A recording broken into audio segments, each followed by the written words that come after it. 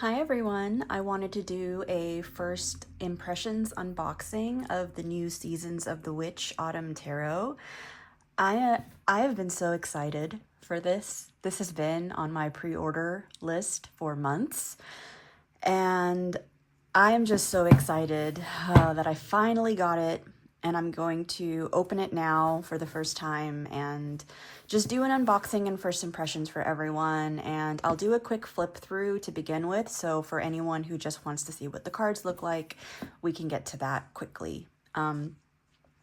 This actually was the second one I bought. The first one Amazon sent in a bubble mailer and the corners got crushed, and I was like, if I'm paying full price for this, I need a pristine condition one. So this is like a day late. I was planning on filming this yesterday, but it is what it is. So let's get to it. I'm just gonna open it here, and here we go. And just of note, I do have the Winter Tarot edition already, and I also own all of the other oracles from her. So this is kind of like continuing to complete my collection of their work, and I'm looking forward to the other two seasons when they come out. So we have the guidebook here. It's a pretty thick guidebook, which is just like her Winter Tarot edition. And it just shows you like how to use it, how to use the deck, a couple of card spreads, and then they go through the major and minor arcana, and they give explanations for each. So, I mean, the interesting thing about this, oh my God, look at that. Oh my God, that's so pretty. Ugh. It's like the most perfect pumpkin orange, like glowy, pretty side sparkly, like cover on the edges of the cards. It's perfect. Oh my goodness. The winter one has like a super pretty blue, like a winter blue, and this is like a pumpkin orange. Oh, I love it. I even love this little bat printed label that they put on it. It's too bad that I have to rip it off, but here we go. Okay, so this tarot does follow the Rider-Waite tarot, and we do have like the major and minor arcana, but there is some creative license with the images. They've decided to do their own unique, images for each of the cards. So I'm really interested to see what they've chosen for each of the cards, and I'm going to just do a quick flip through so you guys can see what they have here.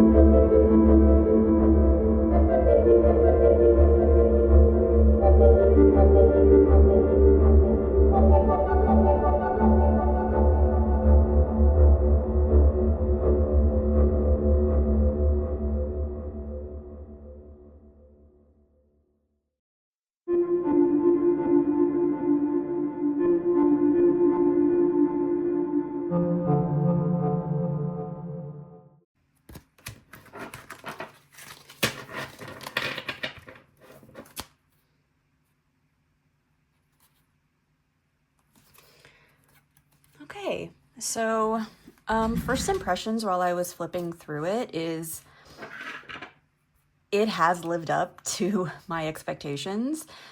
It's witchy and pumpkiny, and it has like this dark magic feel, but very like it's like a fairy tale feel. And I really appreciate that they've stuck with the same artist. Her name is Tijana Lukovic. I hope I pronounced that correctly. I love her work. It's just it has this like folklore, like old village, very almost like Eastern European feel, just so beautiful. And she loves to add, I mean, she really can add a lot of just little details here, and so you can find a lot in the cards. But right away I noticed like a lot of, you know, creativity in deciding how to name some of the cards. They've changed the names of a few of them. So for example, Autumn Consequences. And let me see, I saw another one here. Oh, that devil is cool. Oh, the tower is so cool. It's just so whimsical and magical. So instead of the sun, it's the sunset. And then we have the reckoning. So descending into winter. So I'm assuming this is the world and this is judgment. So they've changed the names a little bit. And that's what I mean when I'm like, it follows the Rider-Waite, you know, system, but they have taken some, like, done some creative changes to name some of the cards differently, and the imagery is not a one-to-one to the Rider-Waite. So you can use your intuition and the guidebook to try to understand, like, more deeply the intentions of each of the cards, or you can just read it as is, like, it's up to you. But oh my gosh, so fun. And what I really appreciate is they themed the cards very well. It's very consistent.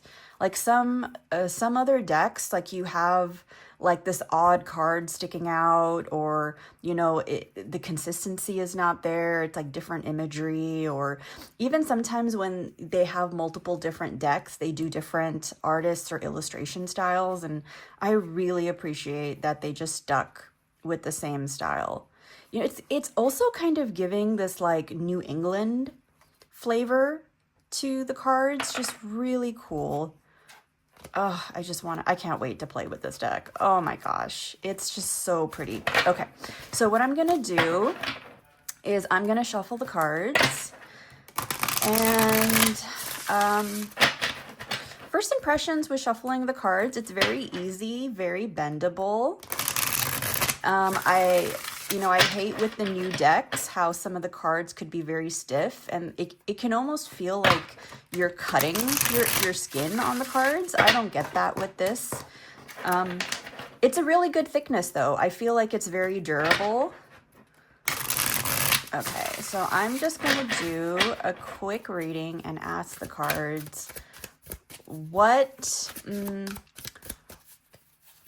best can I use this deck for? So that's the first one that popped out. Like, what can you teach us? What are you good for when we're, you know, doing readings, and any other messages that want to come through for the people that are watching this and either want to buy this deck or just really enjoy this deck. And okay, a couple here. So I'm not going to look at the I'm not going to read the full description of all the cards. I'm happy to go through at least one so you guys can see like how the guidebook has been created, and so you can get a good idea if this is something that, you know, for those of you that really love the guidebook. I think the guidebook is super important, by the way. I just don't want to just start reading from the book here. So, Shepherd of Autumn Cups. Shepherd of Cups. Is that the page? Okay, I guess I am gonna just look and just make sure I understand. 108. Shepherd of Cups. so I understand that I'm reading the cups correctly. Okay, so the initiate, and then it's the seeker, and the shepherd, and the keeper. So the keeper must be the king, and the shepherd, I think, is like the queen, and then we have the knight, and then the page for the initiate. So again, it's like a bit of a learning curve. You're going to have to learn like the nomenclature and how they've categorized the cards here. So the Shepherd of Autumn is the queen. So let me just read this so we can just get an idea. The Shepherd of Autumn Cups is the protector of emotional integrity. She is the sanctuary for the soft and sensitive and the misunderstood. Where the world rushes and demands performance, she invites depth, presence, and inner knowing. Okay, so this is very Queen of Cups to me. And it's interesting because this person doesn't necessarily look like a Queen of Cups. It almost looks like a gentleman in the forest. So again, it's up for interpretation. But the definition of the card is very Queen of Cups. So okay, her power lies in discernment. She doesn't just feel deeply. She knows what to do with these feelings. When this card appears, it is a sign you are being called to lead with your heart. Not with sentimentality, but with emotional intelligence. And then, very lovely, they give you additional meanings which allow you to read even deeper into the card. So careers involving therapy, healing arts, intuitive services, about regulating your nervous system, budgeting or investing for emotional security, and protecting your creative process. Lovely. Oh my gosh. And this book is so pretty. So pretty.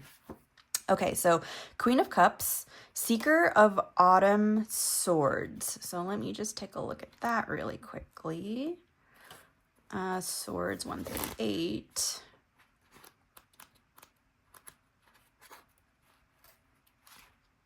Yeah, I actually really am liking this book. It just feels very quality. It feels so nice to hold it. I love the illustrations. It's easy to read. Okay, Seeker. So the Knight. The Knight of Swords. The Seeker represents urgency. Oh, that's interesting. They are rushing towards a goal. With wind-whipped hair and razor-sharp thoughts, they draw their swords ready to cut before finding a threat. Their mind is always churning with analysis, insight, and internal dialogue. They're brilliant, but moving too fast, and their energy is too raw. Okay, so right away, let me just put this here. Right away, what I get from these two cards, the Queen of Cups and the Knight of Swords, is this deck is about, it's a very grounded deck. It will help you connect deeply emotionally, and it also can give you very logical answers that are very quick and sharp answers. I actually think this is a very fun energy coming through. It's like it has the emotional wisdom, but it also has this kind of logical playfulness with it. And it's a good blend, like the cups and the swords. So water and then air. It's actually a really nice balance of each. And so it's saying that it does have a youthfulness. This deck has a youthfulness, a playfulness to it. It can give you quick logical answers, and it's also good for delving under the surface, understanding emotionality, grounding with this deck, reading, for deeper meaning. Very, I'm getting very like deeper readings, like lessons you can also get from this deck. Very fun, playful energy. Oh, I just love it. Okay, so those are the two cards that are coming through for kind of the vibe, the intentional vibe that comes through this deck and what it would be best used for. And then this is for the you viewers, like just a quick fun message. So let me just look up, okay, Six of Wands, Five of Wands. Okay, so this is about not giving up when you have competition, because you have a lot of power to be able to initiate success. And the Keeper of Autumn Cups. So let me find the cups, the Keeper of Autumn Cups. So this is the King of Cups. Where the seeker and shepherd may weep or speak their sorrow, the keeper does not need to. He has mastered his emotions, reaching a maturity that doesn't always mean a confession. Okay, so right away, again, it's very easy to understand that this signifies the King of Cups in like the traditional Rider-Waite. It's the King of Cups. I really enjoy how they're using this like fanciful language, but it's very easy to understand. It's not too like, poetic. It's not like trying to be a little like, holier than thou to read. It's just very user friendly. He is not withholding. He knows when to speak, when to witness, when to hold space without asking for a single word. So this is a very this is a masterful emotional energy, very grounded, set in his emotions. In the season of autumn, the keeper tends to the feelings you carry but cannot name. He walks beside the grave of emotions long buried and decides what deserves resurrection and what finally can be laid to rest. You find him in small gestures such as lighting a candle for someone long gone, or the quiet act of setting a place at the table for spirit no one else can see. He offers a new model of strength, one built not on stoicism, but on the right to have sacred privacy. His gift is not in how much he expresses, but how deeply he feels without needing to be noticed for it. He's the ancestor who broke the chain of validation and present-day elder who teaches emotional presence over performance. And then, of course, you have the additional meanings here. And let me just see if there's anything in the end. Okay, so there's just information about the author and illustrator, Hidden Path. Okay, so we have the King of Cups, the Six of Wands, and the Five of Wands. So they're saying that it's time to really use your depth of wisdom when it comes to your emotions in order to handle the next like challenges that you want. It's like you guys have been wanting a goal for a while, and maybe you just have been either intimidated or not motivated enough, or something's been holding you back, and it's like you have to overcome these challenges. The autumn wands, like, there's you may have to do a lot of work, or there may be competition or something that leads you to just feeling put off in doing the work. But they're saying that you have the ability to be successful in your endeavors here. And so they're saying, hey, tap into this emotional depth of knowledge to ground yourself so you can feel your own power. This is about being in your own emotional power so that when you face your challenge, you can bring the best of yourself forward to kind of like get the best result out of it, because you have the ability to be successful. You just have to face the Five of Wands, which is, all the obstacles that are going to come in your path that you can already foresee. So yeah, it's very interesting. It's like they're just trying to encourage you guys to believe in yourself, because you have the ability to be successful. You just have to overcome the obstacles. It's almost giving a little bit like hero's journey. Like you kind of know what you need to do. You just need to do it. And you need to line up with like the energy of starting and initiating that. And so they're telling you to kind of dig deep for your, like, it's like a very deep level of confidence, but it's grounded in your emotions. So there's definitely beliefs, like strong beliefs behind it, because beliefs are what, encourage you through emotion to move towards something. So this is about belief work that I think you've already done. This belief work has been done. You've already reached this plateau. And now they're saying it's time for you to go after this challenge that maybe has eluded you in the past, or this goal that you've been wanting and you've been put off for a while. And they're like, hey, like the energy is ripe for it. So I hope that resonates. It's just a fun little short reading for you guys, and it kind of gives you a glimpse of like the card design and the I guess the way I read it, but the way you could read it, and also a little bit about the book and how you can use the book. So I am so happy with this deck. This was worth the wait. This was like such worth the wait for me. And I think one of the reasons why I feel such a like a connection to it is I absolutely love the season of fall, you know, and so I think it would be really hard for this deck to disappoint me because I'm already just so in love with that time of year, and it really encapsulated all the imagery that kind of comes up when I think of fall. And I really love this New England vibe. It's interesting because it's like not every card has it. Like there's like a gothic vibe. This is giving me kind of vampire. This is giving me a bit like Pilgrim New England. But all the imagery works so well together.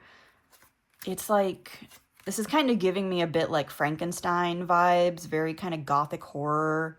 This is giving me like fairy tale, like, you know, Two Sisters in the Woods vibe. Again, very New England vibe, but the cards complement each other so well. Oh my goodness. I just love it so much. I hope you guys enjoyed this video. I hope if this is something that you've been thinking about getting, this video kind of helps you make your decision. And yeah, if you have any other questions, just leave it in the comments below, and I'll be happy to answer them. All right. Thanks, guys. I hope you have a great rest of your day. All right.